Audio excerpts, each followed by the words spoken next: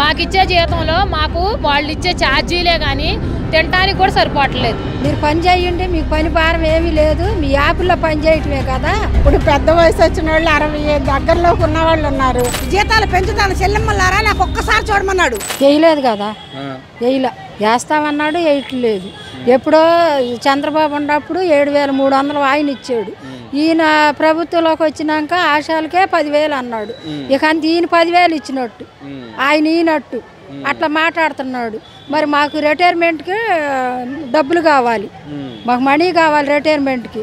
మరి రిటైర్మెంట్కి ఇట్లా మాకు జీతాలు పెంచడం లేదు. అడిగితే ఏమంటున్నారంటే అధికారులు, మీరు ఫోన్లో యాప్ల్లో పనులు చేయండి అప్పుడు మీకు పెంచుతారు అని అంటున్నాడు. యాప్ల్లో పనులు ఎక్కువైపోతున్నాయి.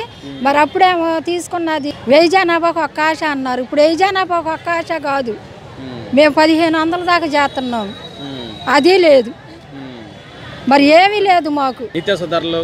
ఆ ధరలు మరి కేజీ వచ్చి 60 రూపాయలు అమ్ముతుంది, బస్తా ఇదంటే 25 కేజీలు వచ్చి 1,500 అమ్ముతుంది బియ్యం.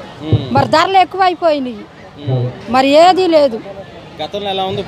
గతంలోనంటే గతంలో ఎలా ఉంది, కొద్ది నార్మల్గానే ఉంది గతంలో. ఇప్పుడు మరీ విపరీతం. గతంలో అంటే ఏదో ఒక వారంలో 2 రోజులు చేసేవాళ్ళం, వచ్చేసేవాళ్ళం. ఇప్పుడు అట్ట కాదు, రోజు మాకు సెలవులు కూడా లేవు, మాకు సెలవులు లేవు. ఇవ్వట్లేదుగా. ఏ పథకాలు ఇచ్చాడు మాకు? ఏమీ ఇవ్వాల. మీరు పని చేయండి, మీకు పని భారం ఏమీ లేదు, మీ యాప్లో పని చేయటమే కదా అని మాట్లాడుతున్నాడు. మా పిల్లలకు మనవరాళ్ళకి పడుతున్నాయి. కరోనాలో మా గురించే చాలా మంది జనాభా మేము సేవ్ చేసాము, అదేమి లేదు, గుర్తింపు లేదు అసలు. మేమంటే గుర్తింపు లేదు. వస్తువులు బాగా పెరిగిపోయినాయి, పిల్లల్ని చదివించుకోవాలంటే సాల్ట్లు లేదు. ఇప్పుడు పెద్ద వయసు వచ్చిన వాళ్ళు 60 దగ్గరలోకి ఉన్న వాళ్ళు ఉన్నారు. అందరికీనేమో రాష్ట్రం మొత్తం మీద 62 చేశారు. మాకు కూడా 62 ఏళ్ళు చేయాలని ప్రభుత్వానికి తెలియజేస్తున్నాము.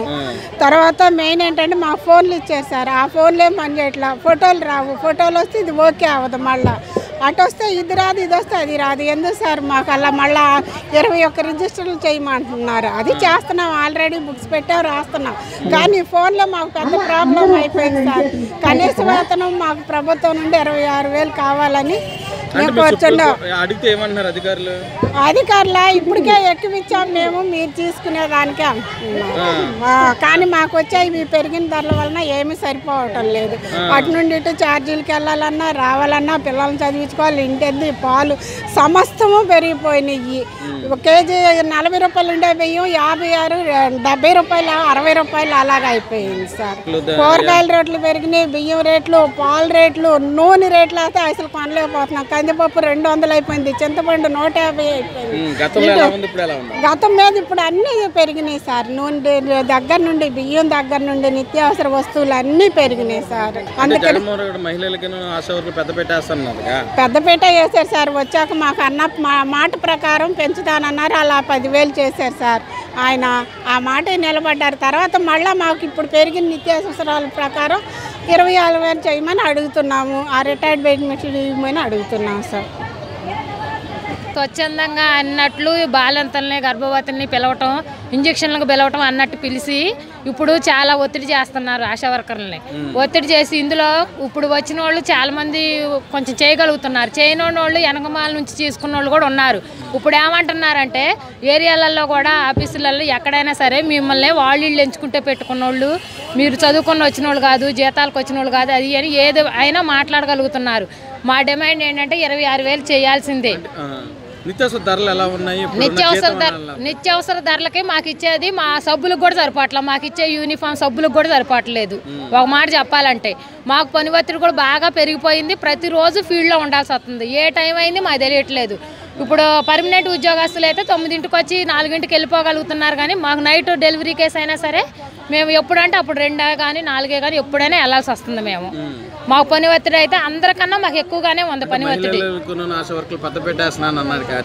అసలు అదంతా ఒట్టిదండి, ఏమీ లేదు అసలుకి. ఇప్పుడు మళ్ళీ ఇంకొకటి ఏంటంటే ధర్నాకు వస్తే ఉద్యోగాలే ఉంచమన్న మాట కూడా అంటున్నారంట.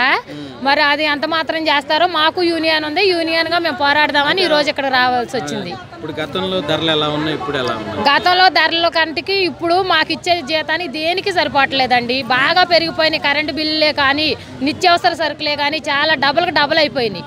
మాకు ఇచ్చే జీతంలో మాకు వాళ్ళు ఇచ్చే ఛార్జీలే కానీ తినడానికి కూడా సరిపోవట్లేదు. ఆశా వర్కర్లకి తీసుకెళ్ళాం, అధికారుల దృష్టికి తీసుకెళ్ళాం. జగన్మోహన్ రెడ్డి గారు వచ్చిన తర్వాత కూడా మేము 4-5 ధర్నాలు కూడా చేసినాం. అయినా కూడా ఎటువంటి స్పందన లేదు. ఎప్పటికప్పుడు చూస్తాం అని అంటున్నారే కానీ ఏమీ లేదు. అసలు ముందర మాకు ఫోన్లు తీసేయాలండి. ఆ ఫోన్లు మాకు దేనివల్ల ఉపయోగం లేని వర్క్ అది. రికార్డ్ పరంగా మేము చేయమన్నా చేస్తాం కానీ ఫోన్లు అయితే మాకు అసలు అనవసరం. జగన్మోహన్ రెడ్డి గారి పాలన అంటే అండి ఇస్తున్నట్టు ఉంది, మళ్ళీ వెనకమాలు దోసుకుంటున్నట్టు ఉంది. ఏది చెప్పలేకపోతున్నాం మేము. నిత్యావసర సరుకులు విపరీతంగా పెరిగిపోయినాయి. ఎందుకంటే గ్యాస్ పెరిగింది, కందిపప్పు పెరిగినాయి, అన్నీ అసలు ఒకటని కాదు. ఉల్లిపాయలు, నూనె, పప్పులు, చింతపండ్లు అన్నీ పెరిగినాయి. చౌక దుకాణంలో బంద్. 14 నిత్యావసర సరుకులు ఇస్తానని చెప్పి ఆ ప్రభుత్వం ఇవ్వలేదు, మేము ఇస్తామని చెప్పి ప్రజలను మోసం చేశాడు. నేను ఉన్నా, నేను చూసా, నేను విన్నా. ఏం వింటున్నావు, ఏం చూసావు, ఏం కన్నావు, నువ్వేం కలలు తిరుగుతున్నావు? ఆశా వర్కర్ అందరికీ నీ తమ్ముడిని, అన్నయ్య నేను ఉన్నానమ్మా, మీకు నేను అండగా ఉంటాను, మీ జీతాలు పెంచుతాను చెల్లెమ్మలారా, నాకు ఒక్కసారి చూడమన్నాడు. ఒక్కసారి చూశారు అంతే, దిగదార్చేశాడు. నువ్వు పెరిగినప్పుడే జీతాలు పెంచుతున్నావా? రోడ్డు మీదకి వచ్చేవాళ్ళు నానా కష్టాలు పడి ఇళ్ళలో అందరిని వదిలేసి వచ్చి ధర్నాలు చేస్తున్నారు. ఈ రీతికి ఎందుకు చేయాల్సి వచ్చింది? నువ్వు కరెక్ట్గా ఉంటే వాళ్ళ జీతాలు పెంచాలి కదా. అన్నీ పెరిగినాయి. అసలు కరెంట్ ఛార్జీలు 500 వచ్చి 1500 అవుతున్నాయి. ఒక లైటు, ఒక ఫ్యాను, ఒక టీవీనే.